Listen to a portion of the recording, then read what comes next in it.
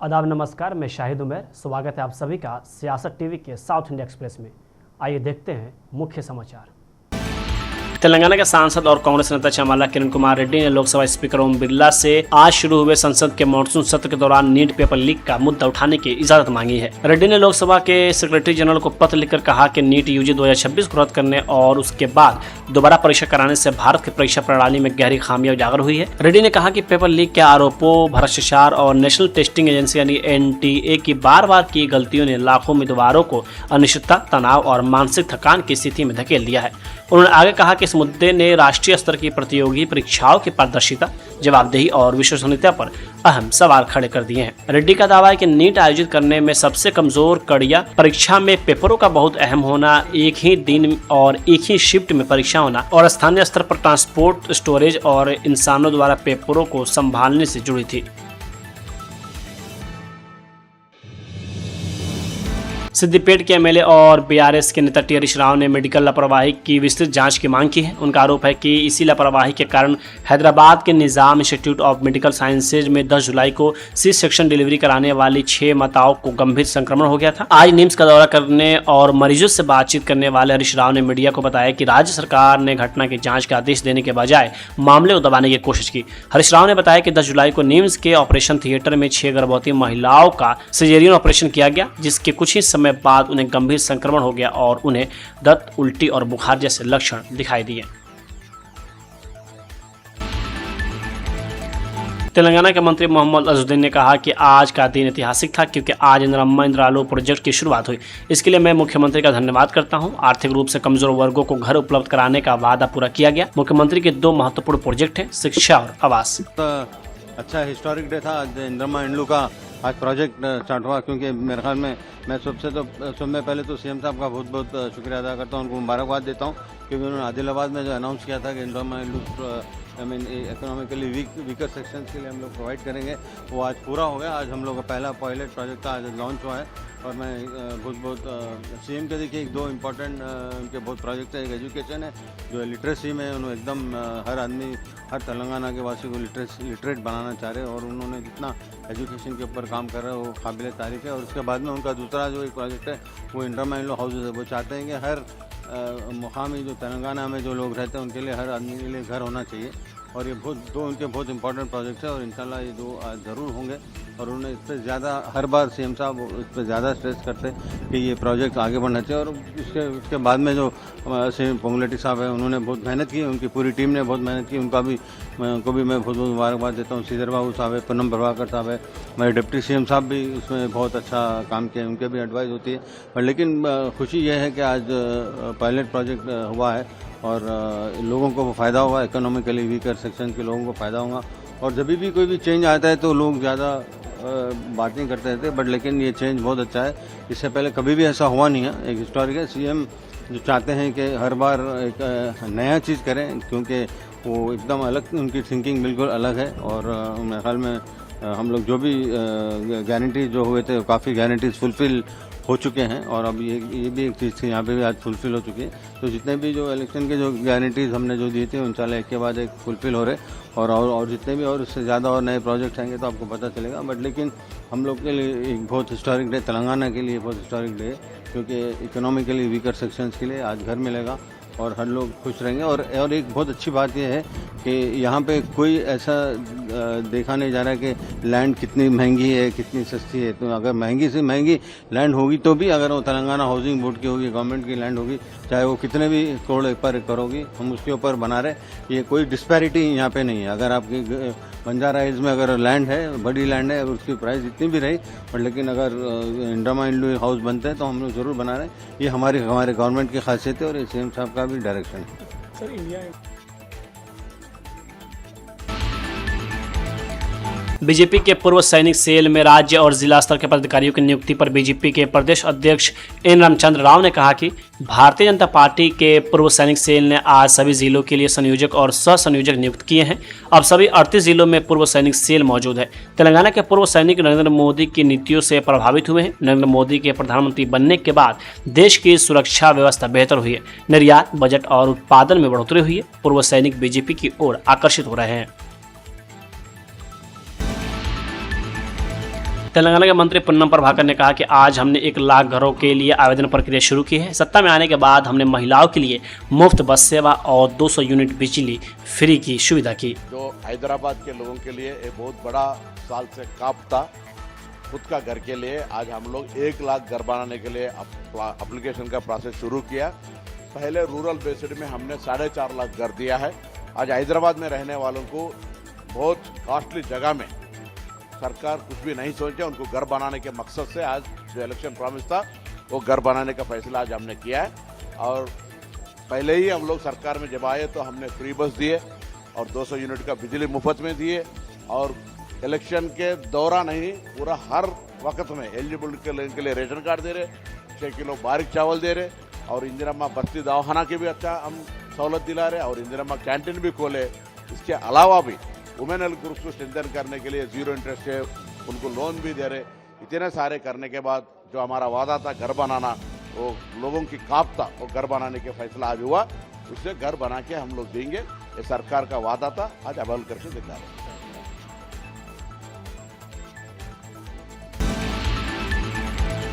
कांग्रेस सांसद रेणुका चौधरी ने कहा कि मैं जंतर मंतर पर वंदे मातरम और इंकलाब जिंदाबाद के नारे सुन सकती हूँ। मुझे हवा में क्रांति का एहसास हो रहा है, इसलिए अच्छी बात है। लोकतंत्र फल फूल रहा है, इसकी धड़कनें चल रही है। उन्होंने कहा कि भगवान राम के मंदिर को लूटा गया, नीट परीक्षा लीक होने की वजह से बच्चे हमारे आत्महत्या कर रहे हैं, सोनम वांगचुक को जबरदस्ती हटाया गया और धर्मेंद्र प्रधान संसद में बने हुए। इस तरह कैसे चल सकता है? सरकार ने इतने पाप किए हैं कि देश को भुगतना पड़ रहा है। पहले आप सुन के देखो किस चीज की खुशबू आ रही है। आप लोग को नहीं आ रही है? मेरे आवाज मेरे कानों में जंतर मंतर से वंदे मातरम का गूंज उठ रही है।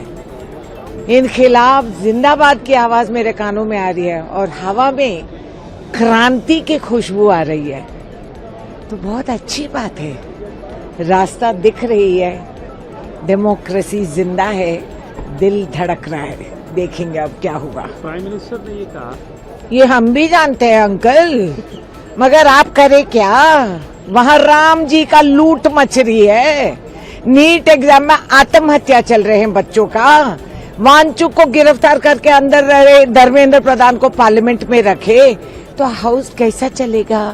और मॉनसून क्यों बरसेगा? इतना पाप कर चुकी है ये सरकार कि देश को भुगतना पड़ा है मॉनसून की कमी। अच्छा, हम तो युवा रहेंगे भाई। हम 56 हो तो हमारी छाती की बात नहीं कर रहे हैं ना, अपने छाती के बारे में बात कर रहे हैं। 56 इंच का छाती लेकर क्या फायदा? हुआ कुछ नहीं, अब आगे जाके होगा, देख लीजिए। कांग्रेस सांसद वामसी गड्डम कृष्ण ने कहा कि मुझे लगता है कि विरोध करना और अपनी राय व विचार रखना एक लोकतांत्रिक अधिकार है। आज संसद में भी हम यह पूछने की कोशिश कर रहे हैं कि नीट घोटाला क्यों हुआ, पेपर क्यों लीक हुए, धर्मेंद्र प्रधान इस पर जवाब क्यों नहीं दे रहे हैं। I think it's a democratic right to protest and share your opinions, share your views.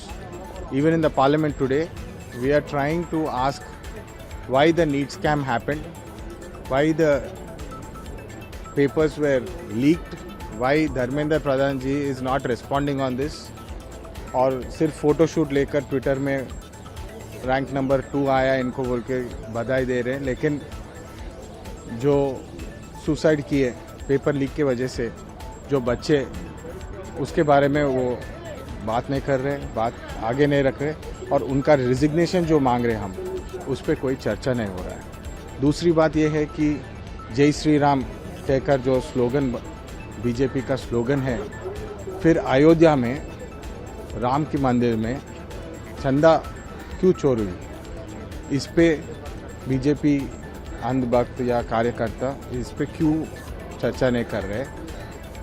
करीब 250 करोड़ का स्कैम घोटाला कह रहे हैं अयोध्या में हुआ है, और इसके बारे में कोई भी एक मंत्री इस पर रेस्पॉन्स नहीं दे रहे, कोई बीजेपी मिनिस्टर या कार्यकर्ता इस पर चर्चा करने के लिए तैयार भी नहीं है। और ये डेमोक्रेटिक राइट है हमारा, तो ये हमारा मांग है।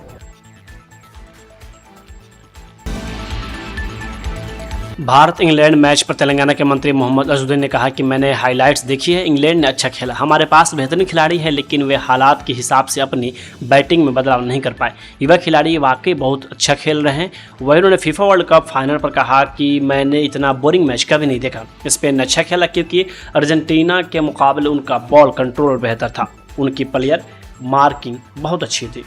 हाँ वही पता नहीं, मैं देखा थोड़ा हाईलाइट्स देखा था सुबह सुबह थोड़ा पर लेकिन इंग्लैंड ने अच्छा खेला है क्योंकि हम लोग को अच्छा खेलना पड़ेगा क्योंकि कंडीशन अलग होते हैं, बाहर जब खेलते हैं तो कंडीशन अलग थे। बट लेकिन फिर भी 360 काफ़ी अच्छा चेज हो गए, चेज हो रहे थे, चेज शायद मेरे ख्याल में थोड़ा चूक गए। बट लेकिन बहुत अच्छा खेले। बट इंग्लैंड की टीम अच्छा खेली क्योंकि लोकल कंडीशन है, उन लोग ज़्यादा जानते हैं। बट लेकिन हमारे प्लेयर्स बहुत ज़बरदस्त प्लेयर्स है, आउटस्टैंडिंग प्लेयर्स है, वो हर जगह पे स्कोर करें। बट लेकिन आईपीएल के बाद जो विकेट होती है यहाँ पे, जो फ्लैट विकेट होती है जहाँ पे, वहाँ पे थोड़ा एडजस्टमेंट करना पड़ता।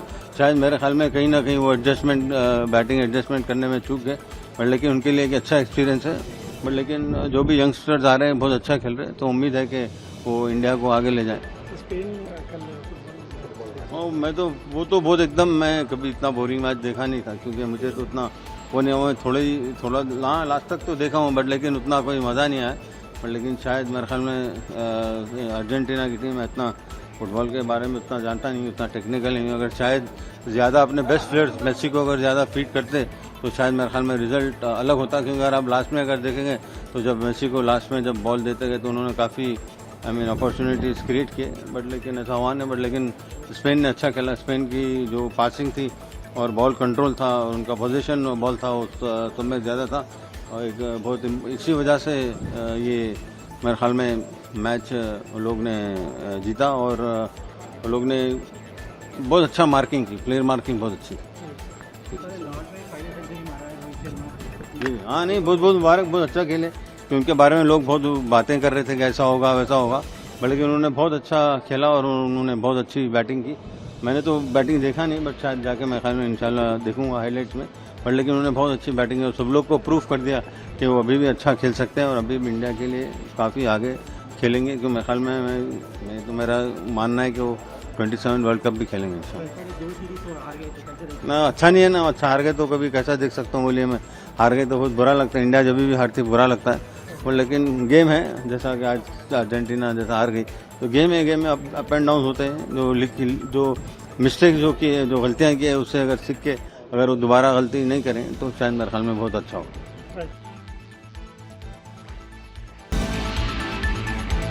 डीएम के सांसद तिरुचिवी शिवा ने कहा कि आज हमने कामकाज रोकने और मेघदातु मुद्दे पर चर्चा करने के लिए नोटिस दिया है। यह किसानों के समर्थन में है। चूंकि मेघदातु बांध के निर्माण से तमिलनाडु के किसानों की जिंदगी पर असर पड़ेगा, इसलिए हम सब इसके निर्माण की अनुमति न देने की मांग कर रहे हैं और केंद्र सरकार से जरूरी कदम उठाने का आग्रह भी कर रहे हैं। मेरे 267 नंबर के नोटिस पर कोई चर्चा ही नहीं हुई है, लेकिन विरोध जताने और किसानों के समर्थन में हम डीएम के सदस्यों ने आज हरे रंग का तौलिया पहना था।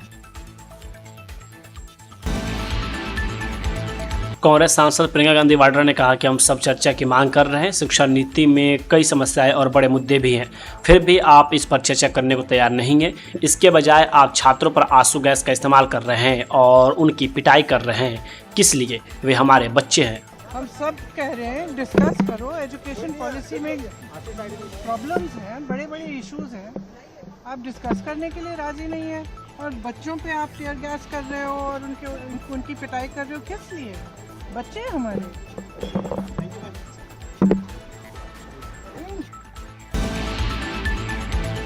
राज्यसभा में विपक्ष के नेता मल्लिकार्जुन खड़गे ने कहा कि छात्रों पर लाठीचार्ज लोकतंत्र पर हमला है। यह सरकार सत्ता में बने रहने के लायक नहीं है। उन्होंने कहा कि हमने अयोध्या राम मंदिर में दान की चोरी का मुद्दा भी उठाया है। मोदी साहब को इसकी जिम्मेदारी लेनी चाहिए क्योंकि ट्रस्ट उन्होंने ही बनाया था। और ये तो स्टूडेंट्स को मारने का काम सरकार कर रही है।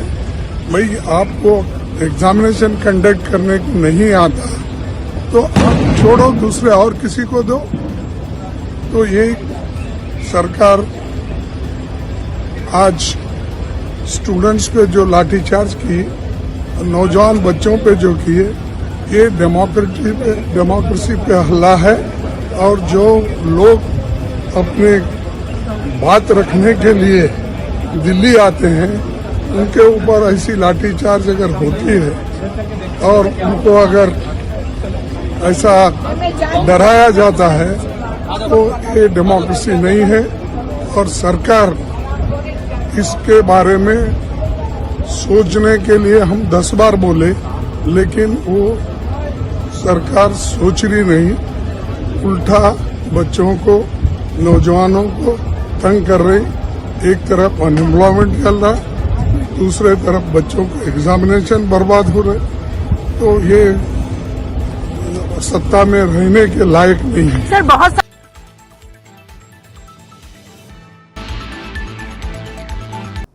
साउथ इंडिया एक्सप्रेस यहीं होता है समाप्त। मुझे दे अब इजाज़त। बाकी खबरों के लिए बने रहें सियासत टीवी के साथ।